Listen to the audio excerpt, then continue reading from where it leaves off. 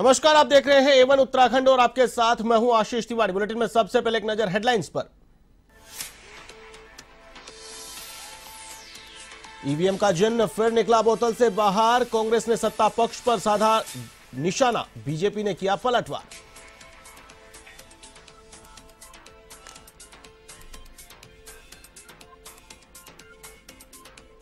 कलजीखाल विकासखंड में 5 सड़कों का अपग्रेडेशन शुरू। प्रधानमंत्री ग्राम सड़क योजना के तहत सबसे लंबी है सड़क।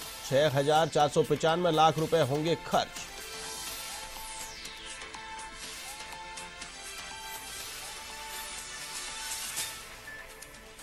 सरकार अवैध अतिक्रमण के खिलाफ काफी गंभीर, कई जगहों पर की जा रही कार्रवाई। सरकारी विभागों की भूमियों पर हुए थे कब्जे।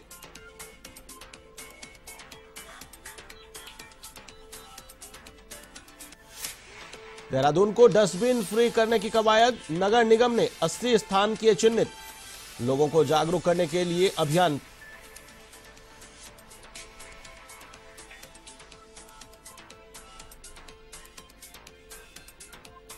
राशन विक्रेता ने भरी हुंकार, 1 जनवरी से हड़ताल की दी चेतावनी। पूर्ति निरीक्षक को मांगों का सौंपा ज्ञापन।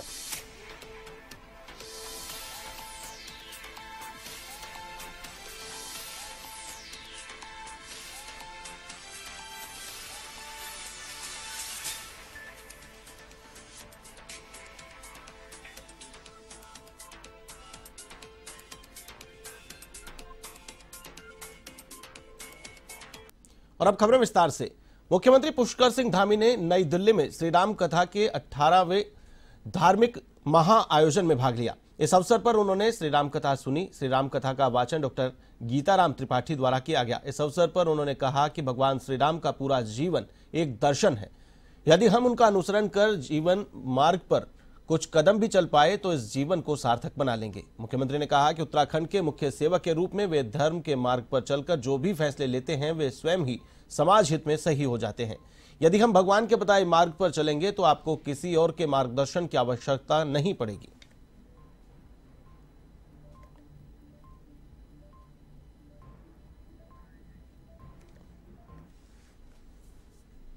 लोकसभा चुनाव से पहले एक बार फिर ईवीएम का जिन्न बोतल से बाहर आ गया है। ईवीएम पर सवाल उठाते ही सियासत तेज हो गई है।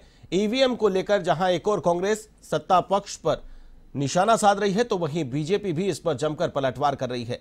ईवीएम को लेकर कांग्रेस के प्रदेश उपाध्यक्ष सूर्यकांत धस्माना ने कहा कि यह बीजेपी का एजेंडा रहा है कि जिन जिन राज्यों में चुनाव होता है वहां पर ईवीएम में कुछ ना कुछ गड़बड़ियां जरूर मिलती हैं। उन्होंने कहा कि हाल ही में 5 राज्यों में चुनाव हुए हैं जिनमें से अधिकतर चुनाव के परिणाम बीजेपी के पक्ष में गए हैं। बीजेपी इस तरह हथकंडे अपनाकर कहीं ना कहीं विपक्षी पार्टियों को दबाने का काम करती है। वहीं सूर्यकांत के इन आरोपों पर भाजपा ने भी पलटवार किया है। भाजपा की प्रदेश प्रवक्ता सुनीता विद्यार्थी का कहना है कि कांग्रेस जब भी किसी राज्य में चुनाव हारती है वह ठीकरा ईवीएम पर ही फोड़ती है।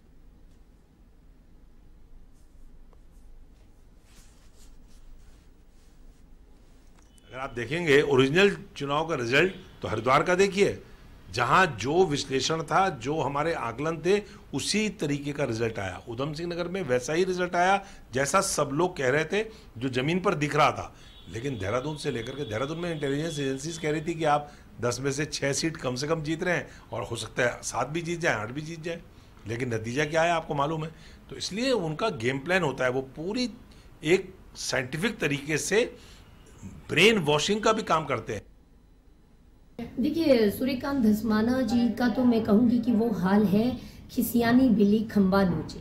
जब इनको जहाँ पे हार का सामना होता है तब ये बड़ी आसानी से जो है अपने कमियों का ठीकरा ईवीएम पे फोड़ते आए हैं। और ये आज की बात नहीं है, कांग्रेस पार्टी शुरू से लेकर यही करती आ रही है। गढ़वाल के सांसद तीरथ सिंह रावत ने बोनसाल में प्रधानमंत्री ग्राम सड़क योजना के अंतर्गत 5 सड़कों का अपग्रेडेशन कार्य का शुभारंभ किया। कलजीखाल विकासखंड की इन 5 सड़कों के अपग्रेडेशन पर लगभग 6,495 लाख रुपए का खर्च होगा। योजना के तहत बोनसाल कलजीखाल पीपला बैंड मलाऊ, कलजीखाल नलाई, बनेख थनुल और पेडुल पुल से जाख खाली मोटर मार्ग का अपग्रेडेशन किया गया है। इस मौके पर पौड़ी के विधायक राम कुमार पौरी भी मौजूद थे। समारोह में सांसद रावत ने कहा कि उत्तराखंड में यह सबसे लंबी सड़क है जो प्रधानमंत्री ग्राम सड़क योजना में सम्मिलित की गई है। इस विकास खंड में एक साथ 5 सड़कें प्रधानमंत्री ग्राम सड़क योजना में शामिल की गई हैं, जो क्षेत्र के लिए बड़ी उपलब्धि है। 5 सड़कों का भूमि पूजन लोकार्पण का कार्यक्रम था इधर देखो पर और जिसमें 34 किलोमीटर एक ही रोड लंबी है, यानी प्रदेश के अंदर कहीं भी इतनी लंबी सड़क नहीं है। ये सौभाग्य है कल्जीखाल वालों का।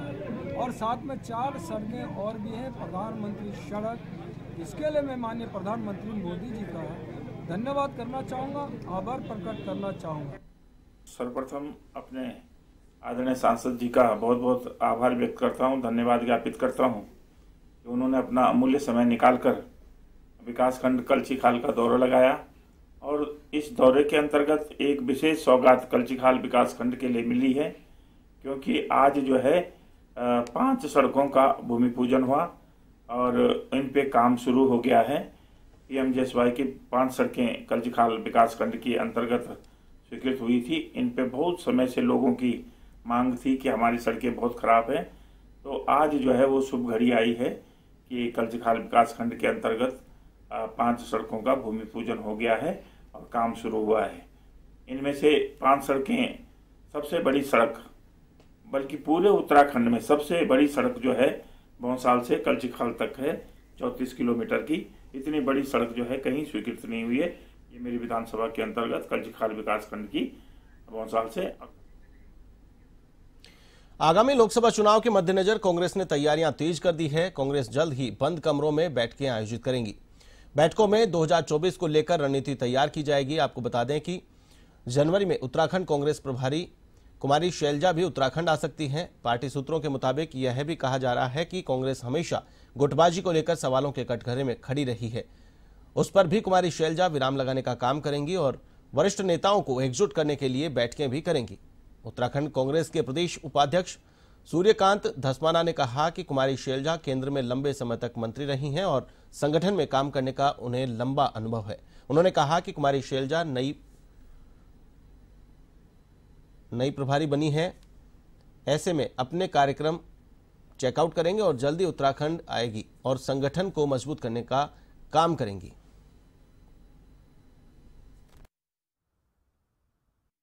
वो तो शैलजा कुमारी बहुत अनुभवी नेता है, केंद्र में बहुत लंबे समय तक मंत्री रही हैं। नरसिंह राव जी के ज़माने से लेकर डॉक्टर मनमोहन सिंह जी के सरकार तक बहुत अनुभवी नेता है। संगठन का उनको बहुत लंबा अनुभव है। मैं समझता हूँ कि नई प्रभारी बनी है तो अभी वो कार्यक्रम अपना चेकआउट कर रही हैं, बहुत जल्दी। बाजपुर रोड स्थित एक होटल के सभागार में भाजपा की 2 दिवसीय प्रदेश पदाधिकारियों की बैठक का आयोजन हुआ। इस बैठक में मिशन 2024 के लोकसभा चुनाव को लेकर भाजपा कार्यकर्ताओं के साथ चर्चा की गई। इस दौरान भाजपा प्रदेश अध्यक्ष महेंद्र भट्ट पत्रकारों से रूबरू हुए। इस मौके पर महेंद्र भट्ट ने कहा कि प्रत्याशी चेहरा नहीं होता, हमारा प्रत्याशी कमल का फूल होता है, जिसको राष्ट्रीय नेतृत्व तय करता है। प्रधानमंत्री नरेंद्र मोदी के प्रयासों से भारत में विकास की गंगा बह रही है। उत्तराखंड की 5 सीटों सहित पूरे देश भर में कमल ही खिलेगा। हमारा प्रत्येक कार्यकर्ता लोकसभा चुनाव को लेकर अभी से ही कमर कस चुका है। इस दौरान सभी जिलाध्यक्ष, जिला प्रभारी, सह प्रभारी और मोर्चों के प्रदेश अध्यक्ष संगठनात्मक और अन्य गतिविधियों की जानकारी दी गई।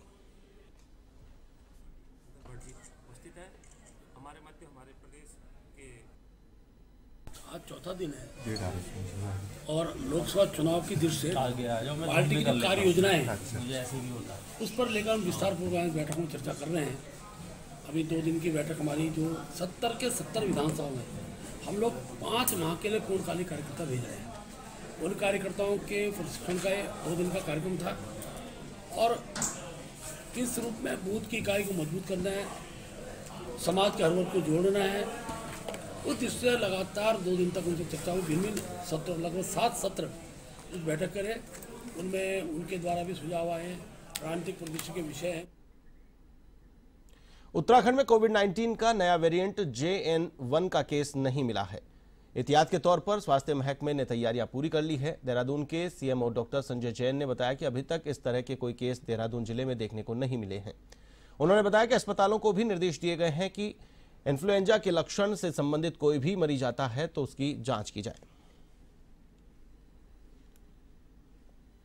देहरादून में कोई भी केस अभी कोविड पॉजिटिव JN बनकर नहीं आया है, लेकिन इसमें स्टेट गवर्नमेंट की तरफ से SOP जारी करीब 15 दिन पहले कर दी गई थी, तो उसी के क्रम में मेरे द्वारा भी सभी हॉस्पिटल्स में डायरेक्शन दे दिए गए हैं और जितने भी ये इन्फ्लुएंजा से संबंधित सिम्टम वाले मरीज अस्पतालों में आ रहे हैं तो उनकी टेस्टिंग बढ़ाने के लिए सभी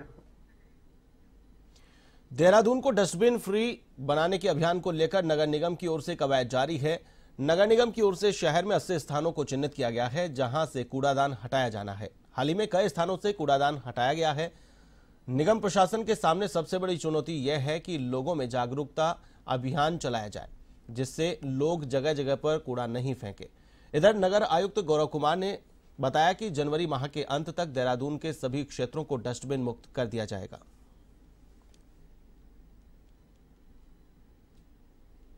फ्री करने के निर्देश हमको शासन से प्राप्त हुए हैं पूरे देहरादून महानगर को। इसके क्रम में हमने आइडेंटिफाई किए हैं कितनी लोकेशंस पर हमारे डस्टबिन अभी प्रयोग किए जा रहे हैं, सार्वजनिक डस्टबिन। तो करीब 80 लोकेशंस वो आइडेंटिफाई हुई हैं।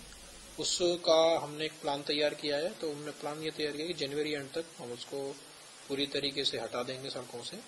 और अभी इसमें से कार्रवाई कुछ प्रारंभ हो गई है। 4 या 5 डस्टबिन हमने पिछले 2-3 दिन में हमने हटा दिए हैं और उन स्थानों पर हम ये इंश्योर कर रहे हैं अभी कि बिहेवियर चेंज एस्पेक्ट के द्वारा या इंसेंटिवाइज करने के द्वारा लोगों के द्वारा वहां पर कूड़ा ना फेंका जाए, इसका हम पूरा प्रयास करें।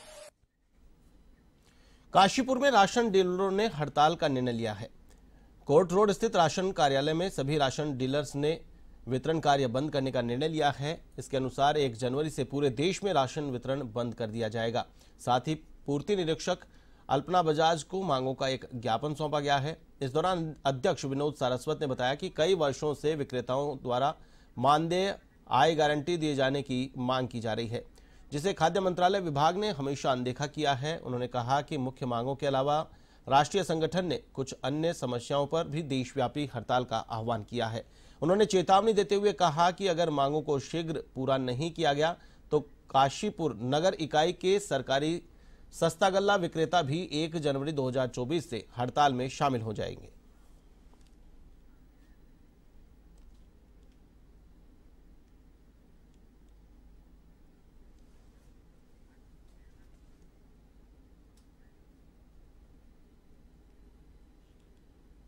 राष्ट्रीय एसोसिएशन और उत्तराखंड संगठन द्वारा ये देशव्यापी हड़ताल का आह्वान करा गया है, जिसमें हमारी मुख्यतः मांग ये है कि हमारा मानदेय न्यूनतम आय गारंटी जो जीवन यापन के लिए हमारे लिए बहुत जरूरी है, और दूसरा कोरोना काल के समय का लंबित जो हमारा भुगतान है वो आज तक नहीं हुआ।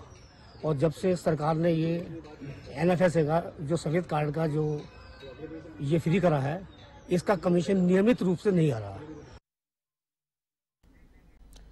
राजकीय इंटर कॉलेज लालकुआ में सेंटा क्लॉज के रूप में पहुंचे राज भट्ट ने जरूरतमंद और मेधावी 9 छात्र छात्राओं को लगभग 1 लाख रुपए की आर्थिक सहायता प्रदान की। वे लंदन स्थित कंपनी एलारा कैपिटल PLC के फाउंडर और CEO हैं। ये दुनिया की कॉरपोरेट कंपनियों को वित्तीय परामर्श और परिसंपत्ति प्रबंधन संबंधी सेवाएं देती है। उन्होंने भारतीय सेना में भाग्य आजमाने वाले बच्चों को भी उचित प्रशिक्षण देने का आश्वासन दिया है।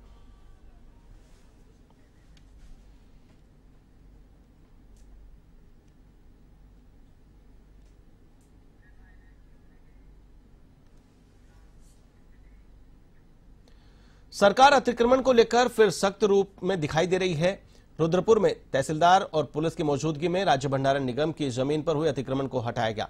इंदिरा चौक पर वर्षों से निगम की जमीन पर बैठे लोगों की दुकानों पर पीला पंजा चलता नजर आया। अप्रिय घटना को रोकने के लिए काफी संख्या में पुलिस बल मौजूद था। कई दुकानों को सीलबंद किया गया है तो कच्ची दुकानों को बुलडोजर से जमींदोज कर दिया गया है।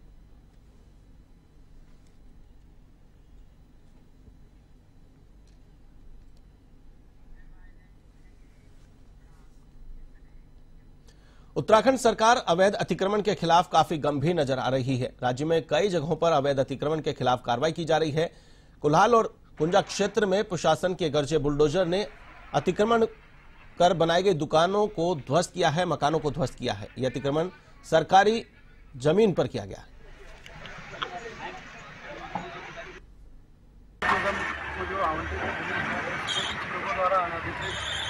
रूप से कब्जा किया गया था। इसके क्रम में DGBNL के द्वारा उनको नोटिस दिए गए। नोटिस की अवधि समाप्त होने के बाद आज उनके द्वारा ध्वस्तीकरण का कार्य किया गया। सर, लोगों में इस बार विरोध देखने को नहीं मिल रहा है, शांतिपूर्ण चल रहा है ना सर? अभी जो लोगों को पहले ही उनके द्वारा अनाउंसमेंट वगैरह करके बता दिया गया था।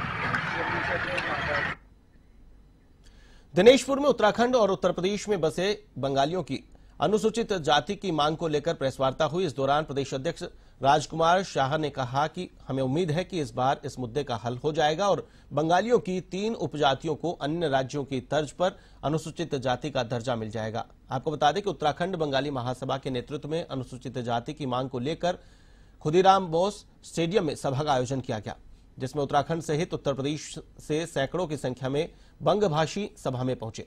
आयोजन में मुख्य अतिथि अनुसूचित जाति आयोग के अध्यक्ष अरुण हालदार रहे। उन्होंने आश्वासन दिया कि अनुसूचित जाति का दर्जा दिलाने का प्रयास किया जाएगा। ये कल 27 तारीख एक भव्य और दिव्य आयोजन हुआ, जिसमें हमारे भारत सरकार के राष्ट्रीय अनुसूचित जाति आयोग के अध्यक्ष आदरणीय श्री अरुण हालदार जी हमारे बीच पहुंचे और उनका अभिवादन करने के लिए बड़ी संख्या में हमारे बंगाली समाज के लोग दिनेशपुर स्टेडियम में पहुंचे और उनका स्वागत किया।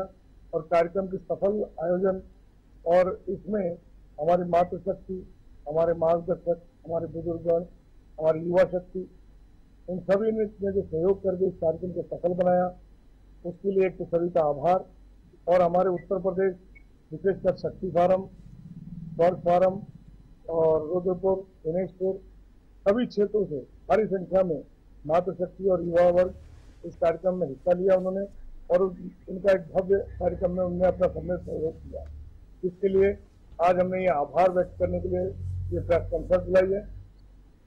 कर रहा हूँ आप सब मीडिया बंधु का जो आज आप लोग मेरे निवास पे थे, और मैं आप ही की बात को आगे बढ़ाते हुए कहना चाहूँगा कि अरुण हालदार जी ने हमें आश्वस्त किया कि ये मार्ग बहुत कठिन है, लेकिन हर कठिन काम भी आसान हो जाता है जब आप लगते हैं।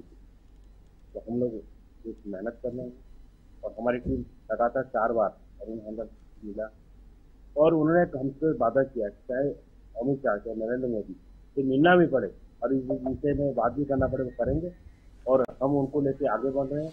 तो कहीं ना कहीं देहरादून के ITI सभागार में विशेष कार्यक्रम का आयोजन किया गया, जिसमें फिलिप्स एजुकेशन द्वारा 16 ITI छात्रों को नियुक्ति पत्र दिए गए। कौशल विकास मंत्री सौरभ बहुगुणा ने वीडियो कॉन्फ्रेंसिंग के जरिए जुड़कर उन्हें शुभकामनाएं दी।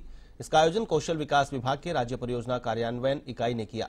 विभाग के सचिव विजय कुमार यादव ने बताया कि राज्य सरकार ने पहली बार फिलिप्स के साथ मिलकर हरिद्वार के ITI के छात्रों के लिए यह कदम उठाया है। बेसिकली स्टेट गवर्नमेंट ने पहली बार फिलिप्स के साथ हमारी जो हरिद्वार की ITI है वहाँ पर हम लोगों ने सेंटर ऑफ एक्सीलेंस खोला मैन्युफैक्चरिंग अन्य विंग में। इसका मेन रीज़न ये था कि जो हमारे ITI के बच्चे जो पास आउट होते हैं उन सबसे एक इंसानी प्रवृत्ति रहती है, बदलाव किसी को कोई करना भी नहीं चाहता और उसके लिए पहल करना सबसे ज़्यादा मुश्किल होता है। उत्तराखंड स्टेट गवर्नमेंट ही एक पहली स्टेट गवर्नमेंट थी जिन्होंने ये पहल की कि बच्चों को अगर हमें अपस्किल करना है, खाली उनको टेक्निकल स्किल्स के अलावा उनकी ओवरऑल पर्सनालिटी डेवलपमेंट में भी ध्यान दिया जाए, ताकि ये बच्चे एक छोटे 2-4 रोल्स में जाने की बजाय एक बड़ी तरीके से। प्रदेश में ड्रग इंस्पेक्टरों की कमी को दूर करने के लिए औषधि नियंत्रण विभाग के लोक सेवा आयोग को 19 पदों की लिस्ट भेजी है। औषधि नियंत्रक ताजबर सिंह जग्गी ने बताया कि राज्य में ड्रग इंस्पेक्टर्स की भारी कमी चल रही है। उन्होंने कहा कि लोक सेवा आयोग को 19 पदों की लिस्ट भेजी है। प्रक्रिया पूर्ण होने के बाद ड्रग्स इंस्पेक्टर्स की कमी को पूरा किया जा सकेगा। बहुत शॉर्टेज है, अभी हमारे पास केवल 5 इंस्पेक्टर काम कर रहे हैं पूरे प्रदेश में और लोक सेवा को 19 पद भेजे गए हैं। तो जैसे ही आता है तो हम उसमें थोड़ा सुदृढ़ हो जाएंगे। फिर हमारे पास अभी क्या है कि इंस्पेक्टर के पास पूरे डिस्ट्रिक्ट है, 3-3, 4-4 डिस्ट्रिक्ट ओवरलोड है, तो हर डिस्ट्रिक्ट को जाना पड़ता है। वोट केसेज और ऐसा है उसकी मॉनिटरिंग करता रहता है रेगुलर बेसिस में। ऐसा नहीं कि उनको नहीं सूचित होता है। हो सकता है कि हम इसको ज़्यादा सही ढंग से प्रोड्यूस नहीं कर पाते हैं, थोड़ा। रुद्रपुर में आबकारी विभाग ने छापेमारी की है। एक बंद कमरे से भारी मात्रा में अंग्रेजी शराब बरामद की गई है। आबकारी निरीक्षक महेंद्र सिंह बिष्ट के मुताबिक रुद्रपुर की घास मंडी क्षेत्र में चेकिंग के दौरान बंद कमरे का ताला तोड़कर अंदर जांच की गई तो वहां पर बड़ी मात्रा में अंग्रेजी शराब के पव्वे बरामद हुए। ये शराब किसने रखी है, प्रशासन इसकी तहकीकात में जुटा है।